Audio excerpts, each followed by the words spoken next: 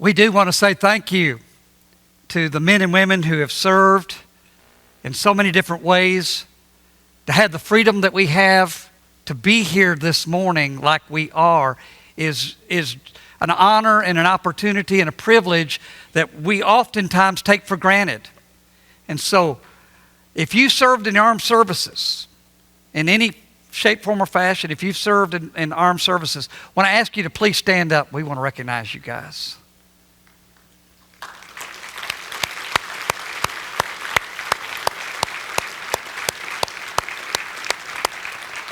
Thank you for your service.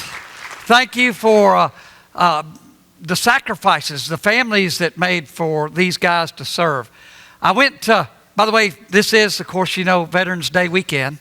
And Thursday night, I've been gone to a conference this week, and I was gone Wednesday, Thursday, Friday, came back Friday afternoon. But Thursday, we got out at 6:20 from our conference thing. 7 o'clock, I said, you know what, I don't have to eat supper. I want to see this. I went and saw Midway. If you get a chance, go see that, the Battle of Midway. My dad served in the South Pacific, so it kind of meant, a little bit to me, and he fought in that war with the Japanese. How close we came to basically the West Coast being taken over is amazing. But if you get a chance to go see that this weekend, you'll be encouraged. And you'll understand why they call that generation the greatest generation, because of the sacrifices that they make. And I think about that, I think about the idea that there were so many men and women who did some extreme things. The movie, by the way, is about the Battle of Midway, and it focuses on the dive bombers that dove at those Japanese ships that really turned the war in the Pacific. So if you get a chance to see that. I want to say one other thing too before we get into the lesson real good. We have a group that's not here this morning that have gone to the Homestead Church of Christ, and they're actually conducting the services at Homestead. I'm so grateful for them. Aaron, some of our young people are leading the prayers. Some of our teenagers are leading the Lord's Supper table. They're doing some things and serving, and of course Audric is preaching this morning, and Aaron is leading the singing. And so be praying for that again, and we're so thankful that we're able to be a part of that and do those things. Thanksgiving coming up, be a part of that. Be involved in that. Get involved in delivering and serving and getting names. Right now they need the names. If you know of somebody who could use a meal the Wednesday night before Thanksgiving, we deliver those meals. Be sure to get those into us and get them turned in so that we can get them scheduled and all. That's the big thing that we need right now. And again, I mentioned at the beginning of this about the extreme things that people did. I can remember it was actually 14 years ago in Paducah, Kentucky. I was in Paducah, Kentucky. I'd gone to bed. It was actually a Saturday night. About 1:15 in the morning, this happens.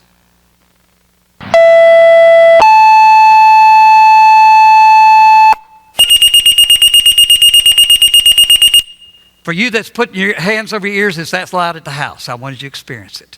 Can you imagine coming out of a dead sleep? The tone went off, and the message was, we had had a lot of rain, and it was flooding. We had flash floods. That there was a family caught in a vehicle in a flash flood. And so I got up out of my bed, and then they came back on and says, we understand that there's a 6-month-old child that has been swept away. And of course, I looked at Gail, I said, I know it's Saturday night, I know it's Sunday morning worship service, but I have got to go. So I went and showed up at the scene of this thing that happened in McCracken County. That's the child that was missing. And showed up, and there was a group of us guys that were there from the rescue squad. There was sheriff's department, there was others. Now the creek, this is the creek that was but at this time it was about 10 feet higher than it is there because of flash flooding that was going on. A family had tried to cross the bridge, cross a creek, and they got swept away. And I remember going there and thinking, oh, this is bad. Well, it was, again, 10, 15 foot deep at that time. And myself and one other guy were the only swiftwater guys that were there. So the creek was raging, and the water was up high. And be honest with you, I didn't want to get into a rubber boat and get out in that water because it was pretty rough. But we were the only two there. So I put on a dry suit. I got in the front of the boat, and the other guy that was with me got in the back of a little dinghy. We got in there, and it was about 5 miles we had to go down that creek. And we knew once we got in that water that there was nobody that was going to help us if we needed to be there. But you know what? There was a 6-month-old baby that was missing. And so we got in the dinghy, we went down, and actually this creek ran into the Ohio River at 3 miles down. And we went the whole 3 miles down that creek at 2 o'clock in the morning, 2:30, 3 o'clock in the morning, pitch black, nothing but headlamps on, trying to find this because it was a 6-month-old baby. And so we went to the end. Of course, we didn't find anything. We came back. People started coming from everywhere. They were, by that morning when we started doing the search, there were hundreds of people walking down that creek bank looking because there was a 6-month-old baby missing. And I think about that and how extreme it was. Actually, the McCracken County spent over $100,000.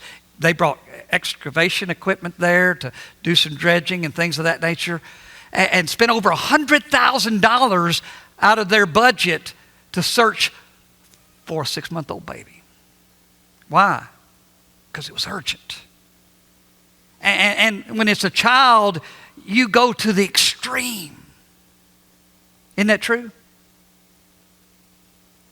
And yet I wonder how our Father feels when one of His children are missing. One of His children are gone from the body of Christ, from the family of God. And how extreme do we get? How many risks do we take? How far are we willing to go?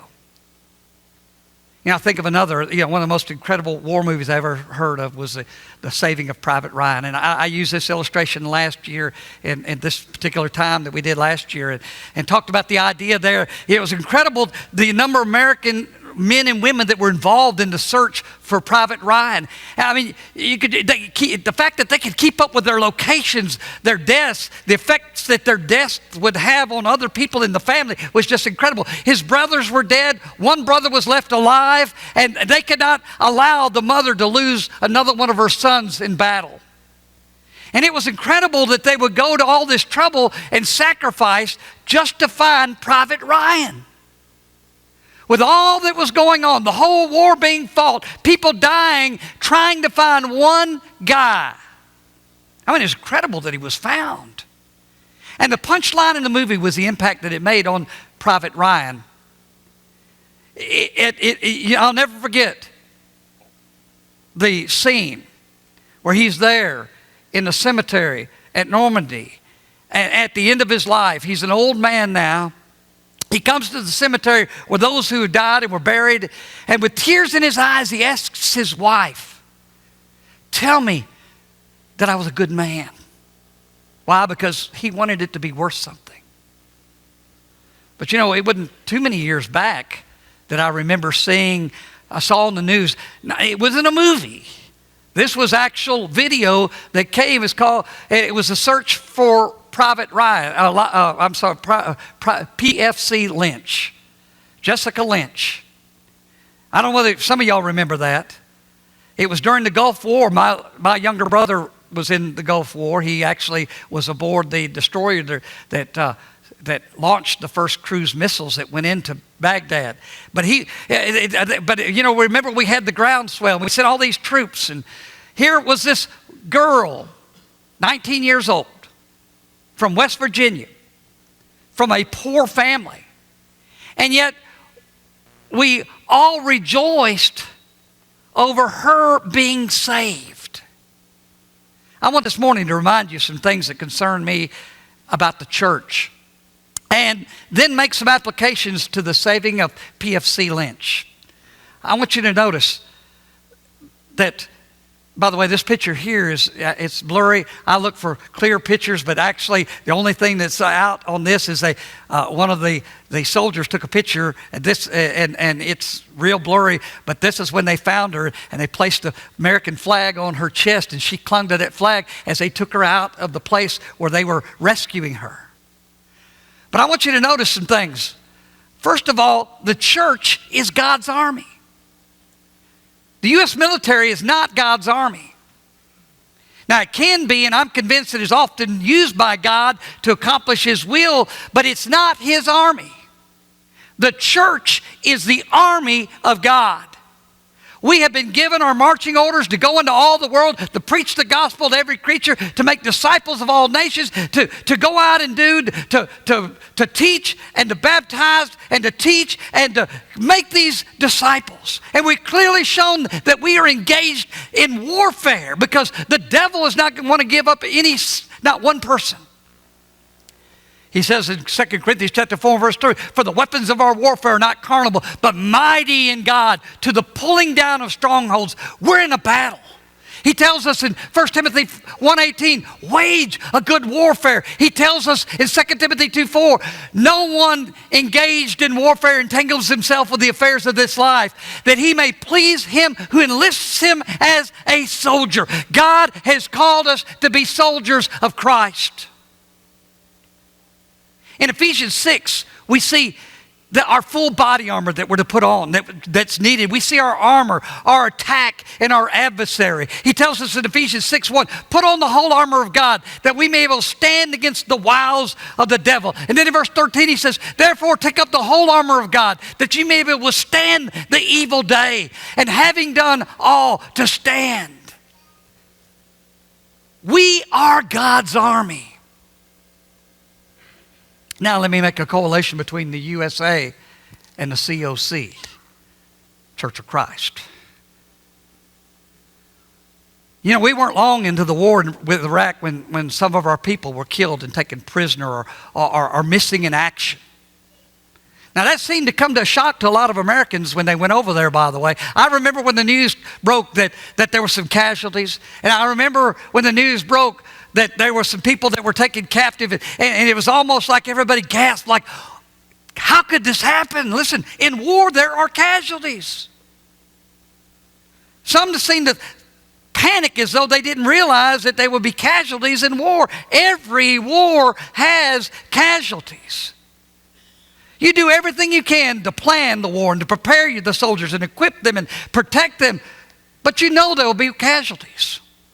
I think one of the most difficult casualties to deal with, though, is the ones that they call friendly fire. You know, that's when one of our own people shoot at one of our own people and kill where someone is supposed to be on our side fires at you. You know, we have a lot of that in the church. Someone told me one time that the church is the only army in the world that shoots its own wounded. That we will start shooting at each other more so than we do even those in the world. There's so many churches who are mostly engaged at shooting at their own brethren. They spend most of their time out there shooting at their own brethren, talking about what they're not doing right and what they can't do and what they should be doing and all these different things. And they shoot at their own brethren, and the rest of the people in the army let them get by with it. We have spiritual snipers that sit around just waiting on a target to shoot their own. Again, I remember when Jessica Lynch was taken prisoner. We started hearing from others who had been prisoners at war. I remember, Fox News and CNN and all them would interview all these guys that had been prisoners of war, and they were talking about how it was to be a prisoner of war. And I loved the way these guys were, though. They said, we heard a lot about the Geneva Convention about POWs and how they were to be treated and all this. We heard from military men who had been POWs and how they talked about, everyone's got a breaking point, and don't be discouraged about Jessica Lynch. And, there's some things that are going on there, but let me tell you, if she breaks, that's okay. She's still part of us. They're still our soldiers, our people. Just because they've reached their breaking point doesn't mean that they're traitors and that they should be shot. They are to do the best they can under circumstances, but sometimes they fail. And we don't think anything less of them when they do. They can still count on us. They can still know that we're going to come and try to find them and bring them back. They can know that we are aware that they are missing. They know that we care. They know that we'll be there to try to get them. All that haunts me when I think our military has more compassion for their people than many of us have for our own brethren, for the Lord's people. We think no one should have a breaking point, that no one should fail, or that their breaking point should be, at least as high as mine is. And when they break, do we see them still as part of us, or do we see them as traitors? What if I were placed in their circumstances? Would I have done any better? We have some people that used to be here that are not here anymore. Would I have even lasted as long as they did under maybe some of their circumstances? So here is PFC Lynch. We know she is missing. Listen to me. I find that amazing that they had over 300,000 soldiers on the ground in enemy territory, and we know she is missing. That's incredible. With all the fighting and the shooting and the moving people into position, with thousands of vehicles all over the place, with most of the people on the ground just kids, really, 18 to 24 is the average age. And yet we know she is missing. We know she is missing within an hour or perhaps the same day that she went missing. With all that was going on. And then I think in the church, the Lord's army, in this company, in this congregation, someone can be missing for a month and sometimes we don't even know it. Or listen, even worse than not knowing, maybe knowing but just not caring enough to do anything about it. And why was she missing? What happened? Why did she come up missing? Well, her maintenance unit, listen, made a wrong turn. That's what happened. It was their fault that they were missing. They should have known better. They had maps. They should have known better. Were they dragging behind the others and just got lost? What's the deal? This is the United States military. What happened here? They should have known better. It wasn't the Army's fault that they got lost. But it didn't matter what happened. It didn't matter. They were missing. That's it. Information started coming in about a female American soldier being held in Saddam's hospital. We got word from an English-speaking resident that she was there, and the resident said, please make sure you tell the people in charge that she is in the hospital, that she is injured, and they have been torturing her. Let me tell you something. Anytime Satan takes someone captive, they are being tortured. Saddam is a saint compared to Satan. 2 Timothy 2:26 says this, and that they may come to their senses and escape the snares of the devil, having been taken captive by him to do his will. Listen, we've got some people who've been taken captive. And here's what the report said.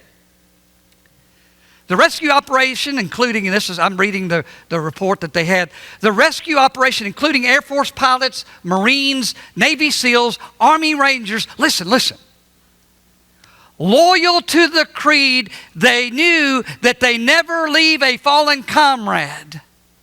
Some brave souls put their lives on the line to carry this out. They fought their way in, they fought their way out. We saw footage of the rescue. Wasn't it amazing? Didn't it make you proud? There were some embedded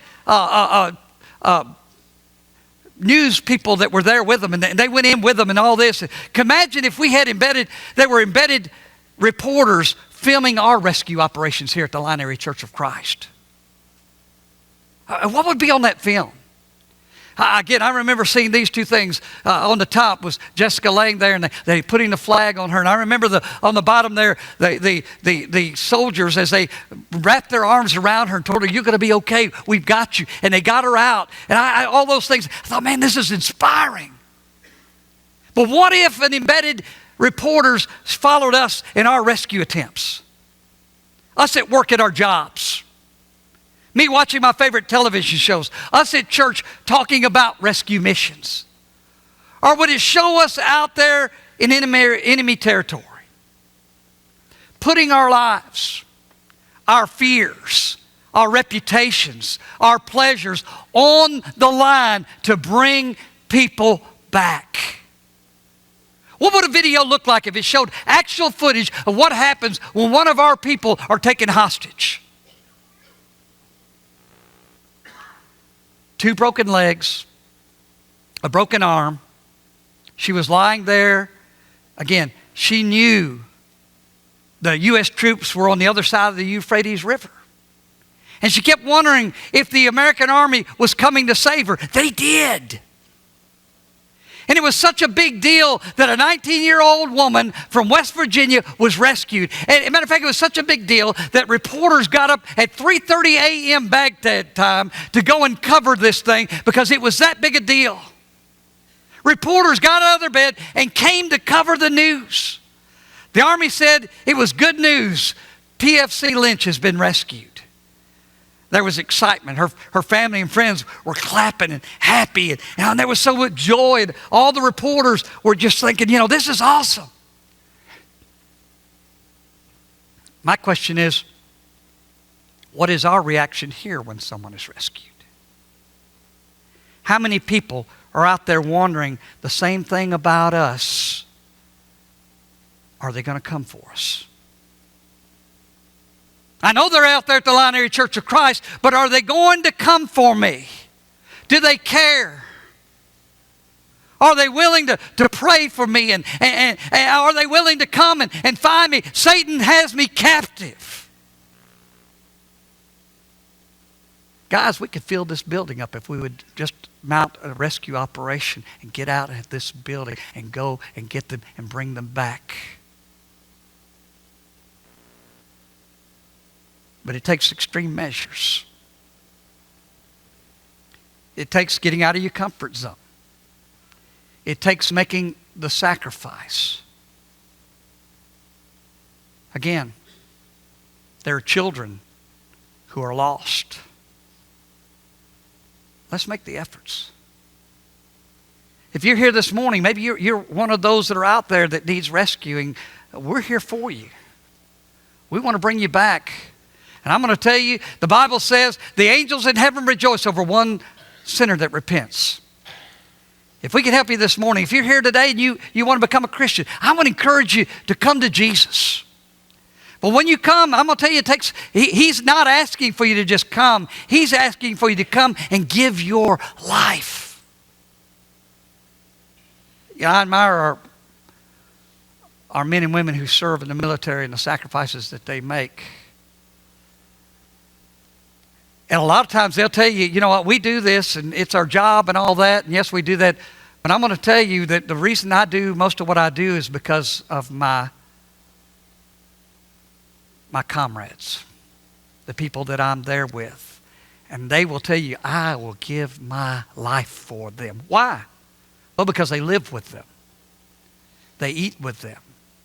They're a part of their lives. And we talk about having our life groups. One of the reasons our life groups is, we're trying to develop relationships. Why? Because, we want them to know these are the guys that will sacrifice, who get in the trenches with me and do those things. And I'll do anything for them.